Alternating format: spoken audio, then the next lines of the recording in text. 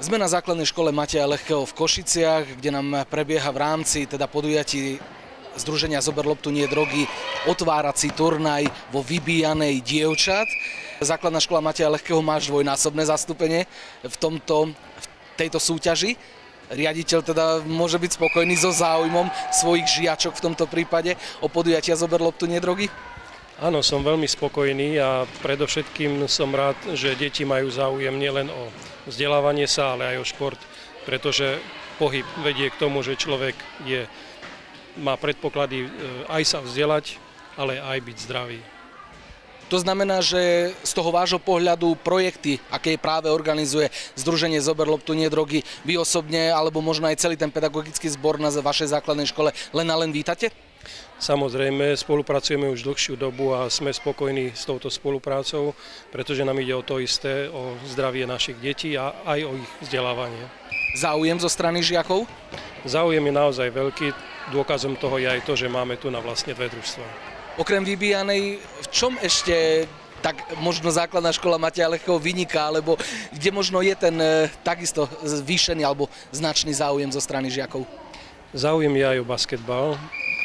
Takisto spolupracujeme s basketbalovými klubmi, takže prakticky už 20 rokov, dá sa povedať, sa tu na tejto škole hrá basketbal. A som tomu tiež veľmi rád, pretože basketbal je takisto šport, ktorý rozvíja logické myslenie.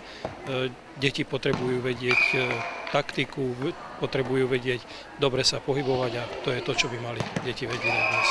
Takže v spolupráci so Združením Zober loptu nie drogy sa základná škola Mateja Lehkého vôbec nebráni? Vôbec nie a budeme radi, ak spolupráca bude pokračovať aj naďalej. Ak by sme povedali, že vlastne toto je akási domovská pôda pre Združenie Zober loptu nie drogy, pretože ono možno niekde tu v útrobách tejto telocvične, tejto základnej školy sa rodila tá myšlienka? No, vznikalo to na báze športu.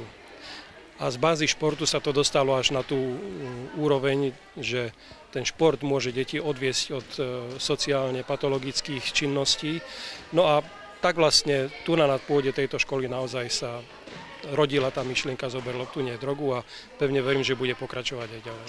A ešte, ak môžeme, tak na záver, vy vnímate konkrétne možno medzi vašimi žiakmi alebo konkrétne na sídlisku KVP v Košiciach, kde vlastne vaša škola sídli, že naozaj je potrebné, aby deti mali tie voľnočasové aktivity a ten voľný čas vyplnený zmysluplne? Áno, určite. Musím ale povedať, že nie je to najhoršie sídlisko v Košiciach, lebo sú horšie, ale aby také sa nestalo, tak je dobré, že tie deti majú aj inú zmysluplnú činnosť, takže je to fajn.